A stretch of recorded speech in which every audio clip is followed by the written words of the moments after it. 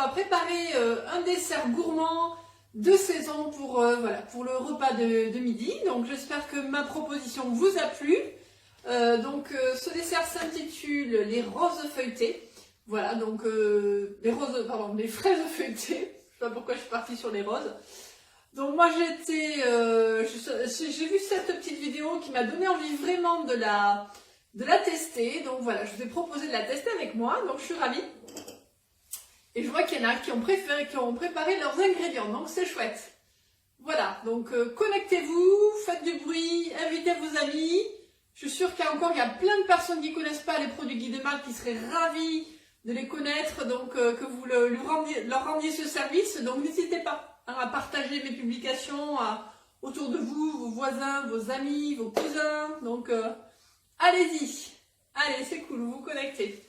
Donc j'ai préparé ma pâte feuilletée, j'ai préparé mes fraises, j'ai préparé ma poudre d'amande, j'ai préparé ma confiture de fraises, j'ai préparé mon œuf. Voilà, j'espère que vous avez tout préparé parce qu'il n'y avait pas beaucoup d'ingrédients. Et voilà, donc c'est vraiment une recette simple et abordable. Allez, coucou, je vous fais des coucous globales. Hein, voilà.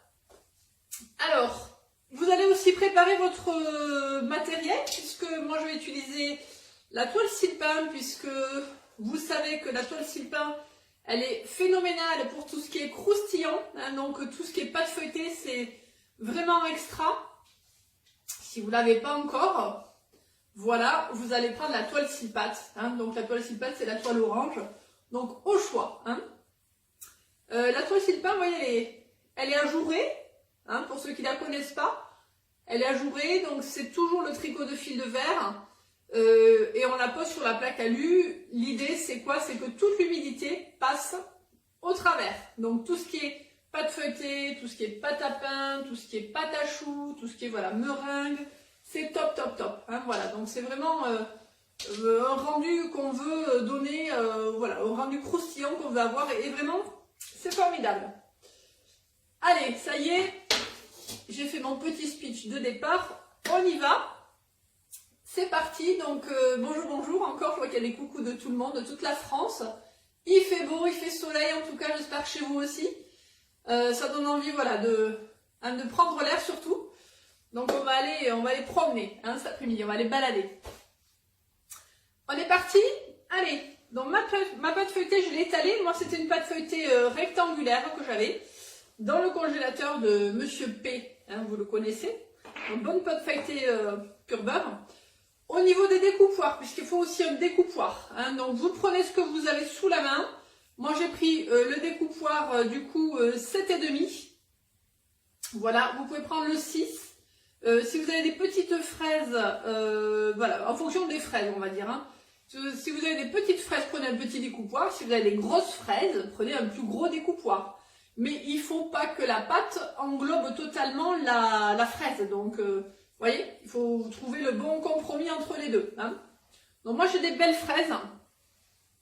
C'est des belles fraises que j'ai achetées au marché chez moi, là, vraiment des fraises de producteurs locales, hein, qui sentent vraiment très très bon. Donc elles sont assez grosses et je trouvais que pour un dessert c'était bien de prendre quand même des belles fraises, voilà, pour ce dessert là.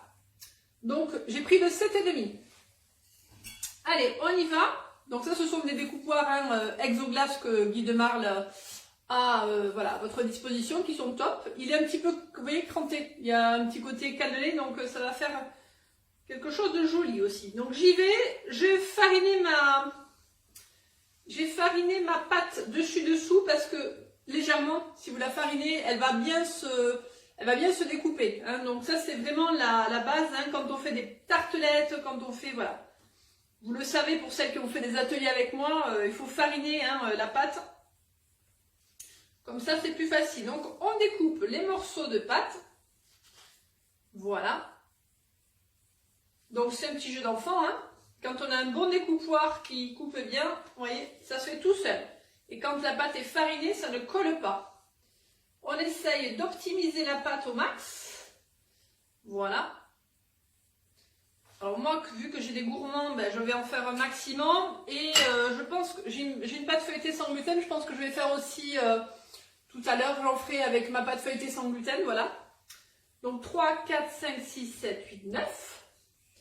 allez, ils sont 4, donc je vais en faire un petit peu plus. Donc la pâte feuilletée, il ne faut pas, c'est vraiment important, il ne faut pas la remettre en boule, vous voyez. Si vous la remettez en boule, si vous la retravaillez, elle ne va pas aimer, elle va se rétracter. Donc il vaut mieux vraiment la, voyez, la retapisser un petit peu, voilà, vous la recollez comme ça, sans trop la travailler, si vous voulez en faire d'autres, hein. Voilà, et légèrement, voilà, vous aplatissez pour refaire. Voilà, il ne faut pas la travailler, pas la remettre en boule. Ça, c'est vraiment important, donc on y va doucement, sans trop la travailler. J'aplatis légèrement, vous voyez, pour refaçonner un petit peu de pâte. Allez, hop, 1, 2, voilà, le but c'est de ne pas gâcher la pâte, d'utiliser au maximum et de faire plaisir à tout le monde. Allez, je ferai. Donc là c'est bon. Alors ensuite, vous allez prendre votre confiture de fraises, hein, donc de la bonne confiture de fraises avec des vraies fraises qui sentent bien la fraise, ça serait chouette. Si vous l'avez faite maison, c'est encore mieux. Donc vous prenez un pinceau et on va tartiner du coup. Alors, pardon, non, on va faire d'abord la découpe. Il n'y a pas vraiment d'importance, mais il vaut mieux découper avant. Effectivement, l'idée c'est que je vous le montre, voilà. Si je vous mets la fraise et que je découpe, vous n'allez pas voir. Donc on va découper. Du coup, on va faire 3 croix. Hein. Donc on va faire une croix ici, une croix là, en face. Une croix, du coup, ici. Donc vous faites en fait 3 diagonales, mais sans les toucher. Sans qu'elles se touchent au milieu, vous voyez? Voilà. Pour laisser, du coup, la place. Alors je ne coupe pas hein, sur la roule-pâte. Hein. Voilà. Le but c'est de faire 3 diagonales et laisser la pâte au milieu. Voilà, vous faites pas des diagonales complètes, hein, des demi-diagonales, voilà. Je suis pas très forte en géométrie, mais bon, on va y arriver. Hop, voilà, 1, 2, 3. Et de préférence, voilà, il fallait pas sortir trop la pâte à l'avance, hein, parce que sinon vous allez avoir la pâte un peu molle. Donc l'idée c'était quand même de la sortir au dernier moment. Hop, voilà, donc on ne coupe pas sur les toiles de cuisson, hein, on fait ça doucement. Voilà. Alors qui c'est qui fait la recette en même temps? Dites-moi qui fait la recette, voilà, qui a fait son dessert du dimanche avec ma proposition. Alors je sais qu'il y en a qui l'ont même fait hier, qui m'ont devancé. Ça c'est énorme, hein. Voilà, hop. Donc c'est pas très compliqué, hein, c'est juste un peu de précision. On fait nos petites diagonales. Voilà, et farinez bien votre pâte, comme ça vous aurez plus de facilité à du coup la manipuler la pâte, hein, elle ne va pas coller, donc voilà, allez. Ensuite, donc on prend la confiture de fraises, on va tartiner. Alors si vous trouvez qu'elle est un petit peu trop épaisse, vous pouvez la passer un peu au micro-ondes, vous voyez. N'hésitez pas. La liquéfier un petit peu, la faire chauffer, ça va du coup être plus facile après. Donc on passe la confiture de fraises. Voilà. Hop. Donc la mienne, ouais, elle est un petit peu épaisse, ça va, mais limite. Hein. Donc n'hésitez pas, voilà, à la faire chauffer légèrement à feu doux pour la ramollir. Je n'ai pas parlé du four. Préchauffez votre four pour celles qui la font maintenant. Hein. Voilà, vous préchauffez le four à 180 voire 200 degrés. Même 200 degrés pour pas qu'elle cuise trop. Et que la pâte soit bien saisie. Voilà, il faut qu'une pâte feuilletée, elle soit saisie à la cuisson, hein, donc il faut du four chaud. Allez, celle-là, elle est gourmande, j'ai mangé les morceaux de fruits. En tout cas, elle sent très bon, ma confiture. Bon, je ne l'ai pas faite, mais celle-là, mais j'avoue que j'en ai fait souvent de la confiture de fraises avant. Hop. Voilà. Alors, ensuite, une fois qu'on a fait ça, on va mettre un petit peu de poudre d'amande. Ça va amener du croustillant, ça va amener un petit peu plus de, voilà, de gourmandise. Hein. Donc, un petit peu de poudre d'amande. C'est quand même une recette hein, qui est relativement simple, abordable. Hein. Il n'y a pas beaucoup d'éléments, donc c'est ça qui est chouette. Et moi, je vous montrerai un peu ma présentation. J'ai une petite idée comment je vais le présenter. Voilà, donc là, c'est la poudre d'amande qui est dessus. Vous en mettez à votre convenance. Hein. Voilà. Alors, les fraises. On prend les fraises. On enlève la petite queue. Voilà. On met du coup la fraise comme ceci. Et ensuite, on va tout simplement rabattre, vous voyez, les bords hein, qui sont coupés. Alors, s'ils ne sont pas bien coupés, vous les recoupez un petit peu si vous voyez que ça ne prend pas tellement. Voilà, donc on les colle. Et la fraise aussi, la confiture sert hein, bien sûr à coller la pâte. Hein, voilà. Je disais la confiture sert à coller la pâte sur la fraise pour qu'elle tienne aussi. Voilà. Voilà, voilà. Vous voyez, donc c'est quand même très sympa. La belle fraise est au milieu. Voilà, j'appuie légèrement pour bien coller le tout. Et je vais mettre tout ça sur ma toile de cuisson, comme ceci. Alors, je ne sais pas combien vous en prévoyez par personne, du coup, ça dépend des gourmands. Hein. Moi, personnellement, je prévois de faire une petite assiette pour midi avec 2 parts de fraises pour chacun, une petite boule de glace vanille et dessus, je vais mettre un tout petit peu de chocolat fondu. Voilà, c'est ma petite touche personnelle, très gourmande, certes, mais bon. Je visualise un petit peu mon assiette, vous voyez, finale, et je pense que ça va être sympa. Allez, on repart. On y va. Donc, on relève les bords, tout simplement. Vous voyez, c'est pas compliqué. Je mets du couteau parce que, comme la pâte est un petit peu molle, elle ramollit à force, donc c'est plus facile. Voilà. Donc là, j'étais un peu gourmande en confiture. On colle un petit peu avec les doigts. Voilà.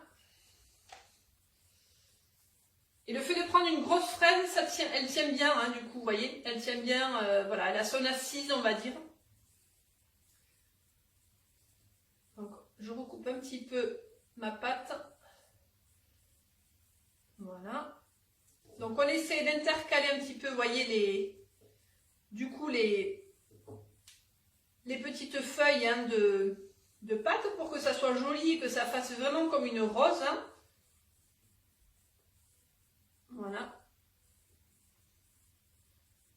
Donc vous essayez de les intercaler, de faire voilà, des petites lames en fait qui passent hein, les unes dans les autres.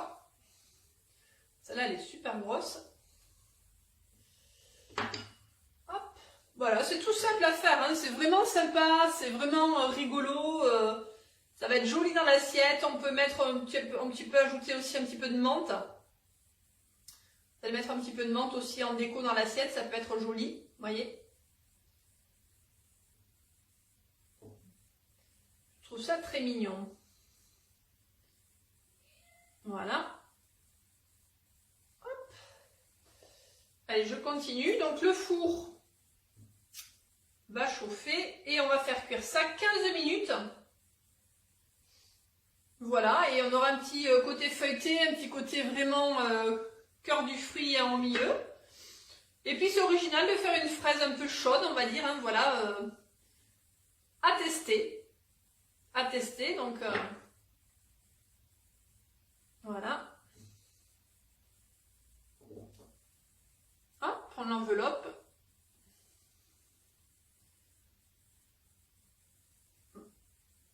Donc il faut qu'elle soit quand même, voilà, vous voyez, le fait d'avoir des gros fruits, c'est plus facile. Hein, donc, En tout cas, moi j'attends vos photos, hein. J'ai qu'une hâte, c'est de voir vos réalisations, votre présentation aussi. Hein. N'hésitez pas voilà, à mettre de la créativité dans votre présentation, dans votre assiette. Et on va se faire un petit concours voilà, aujourd'hui de présentation de fraises feuilletées. Voilà, moi en tout cas j'attends vos images, vos retours, envoyez-moi vos photos. Je me ferai un plaisir de les partager pour montrer à tout le monde voilà, que cette recette elle a l'air très sympa et très bonne. Hein. Donc ça c'est vraiment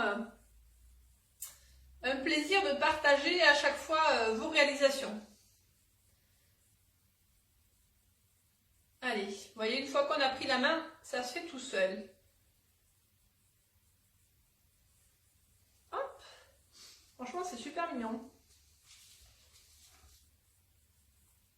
Voilà.